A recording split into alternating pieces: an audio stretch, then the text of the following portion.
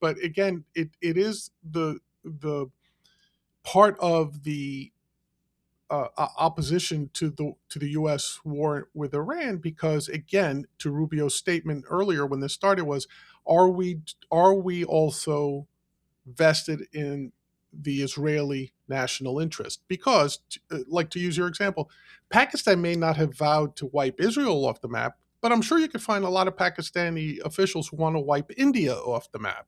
And the fact that the target is India and not Right. Israel, by your explanation, seems to make a whole lot of difference, right, Mike? Because no one is worried about Pakistan having a bomb pointing, what, 40 miles across a border at India, and vice versa, by the way, to be fair. Uh, Well, and to be fair, India does have a bomb, and so right, that but that probably in matters a the lot. Iran Israel situation, Israel has the bomb, but the Iranians don't. Right. And Marco Rubio would have been smart not to have said the Israelis were going to attack and therefore we had to attack. Right. He was only Right, talking about the timing. I get that. As he explained the next day, he was only talking right, about the timing that we were going to bomb anyway. But he would have been well advised to keep his trap shut when it comes to making it look like the United States government is the dog right, being wagged by the right, Israeli tail. And once you hear that, it's hard to unhear.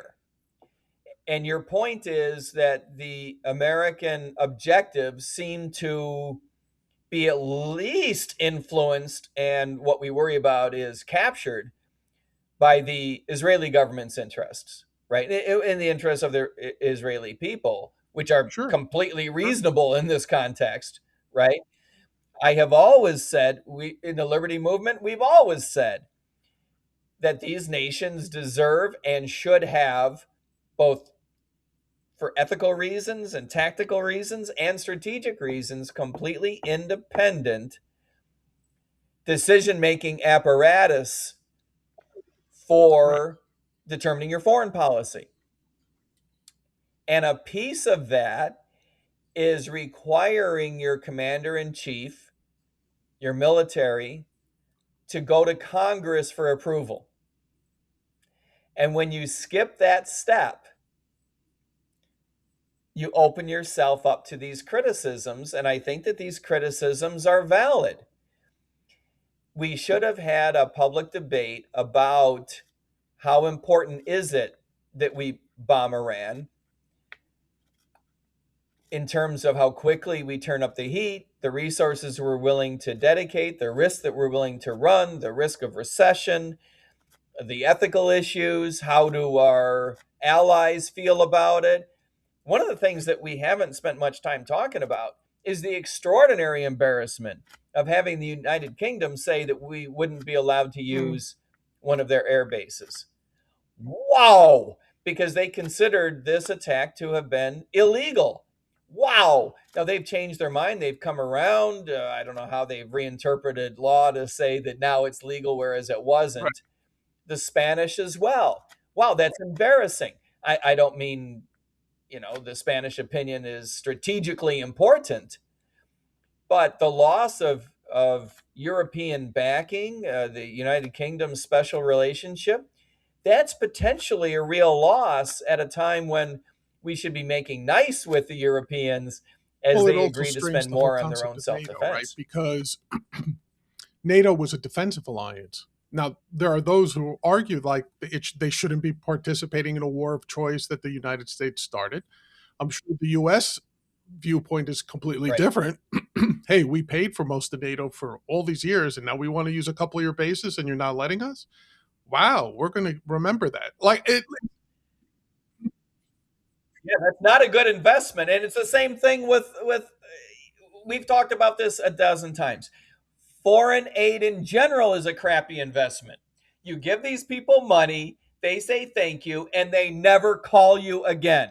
They don't call you on your birthday, they don't call you on your anniversary. They just take the money, well, they say thank you, and that's it. even if you view it as a treaty and not foreign aid, the treaty being for defensive purposes, you know, it, the fact that the president says this was for defensive purposes, and the Europeans are like, hell no, it's not. You chose to attack them, right?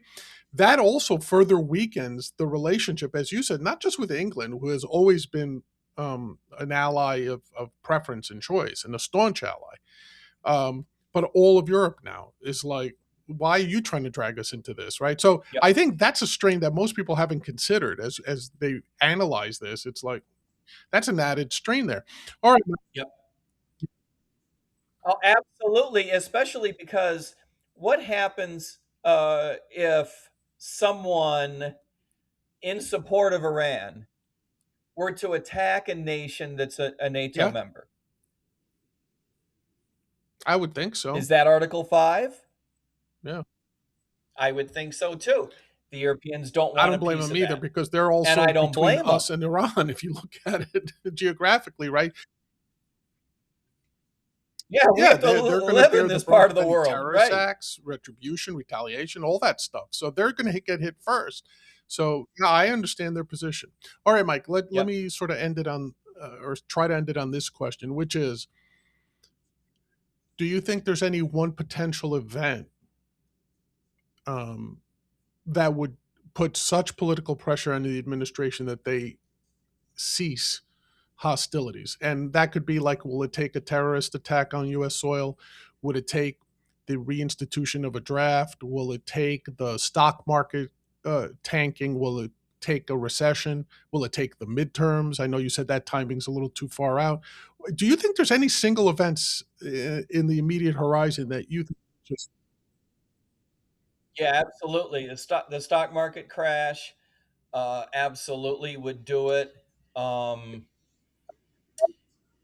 a bad attack on U.S. soil, absolutely, but it wouldn't have to go quite that far. Loss of military personnel in theater is something that it's not obvious that right? the American public is prepared for They're that. not prepared for Vietnam. They're not prepared. They're not prepared for Vietnam. Correct. Nor should they be. Nor should they be.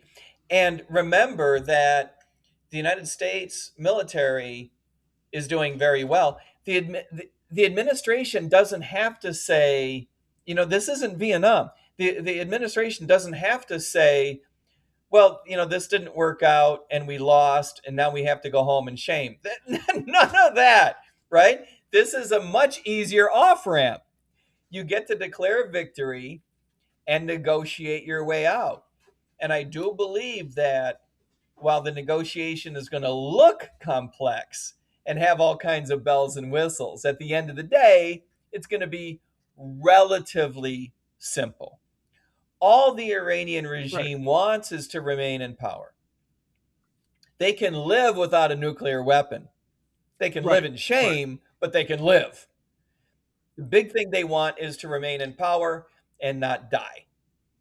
And we can give them that. And the one thing that we want is they Is can't have a there nuclear weapon. a scenario in your mind where the U.S. kind of has an off ramp defined? They're about to get on the off ramp, and then somehow the foreign or the national interests of Israel step in and say, well, this can't be over because we're still threatened by Iran, thereby keeping us involved in the conflict.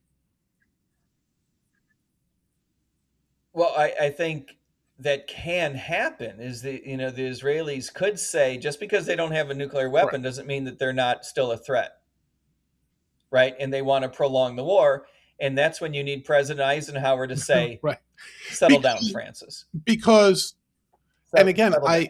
it's almost, it sounds almost like sarcasm, but it's not. Iran has been, quote, on the edge of a nuclear weapon for the last 40 years. It's everything you keep hearing about. So I kind of don't see where that talking point changes, either for the US or for Israel, by them not having a nuclear weapon now,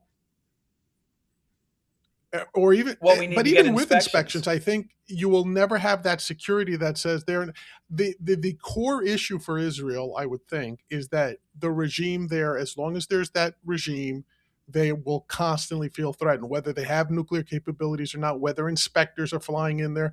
I think, there'll always be claims that there's, some basement somewhere where they're putting a dirty bomb together or something, right?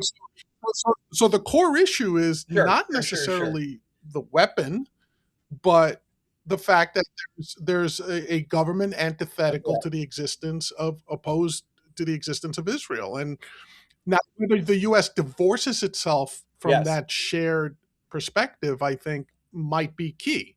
And this is, look, I'm not even saying Israel's right or wrong. That's not the judgment I'm making. I'm saying as long as the US is tied to the interests of Israel, can we truly ever get out? Let's say the president gets what he wants. He got them to admit they were wrong. He gets them to agree to inspections, but uh, Mota Kamane stays in there and he says, "I'm still running things. The IRGC is still running things. We're just agreeing. Okay, as long as the U.S. gets out, we're okay."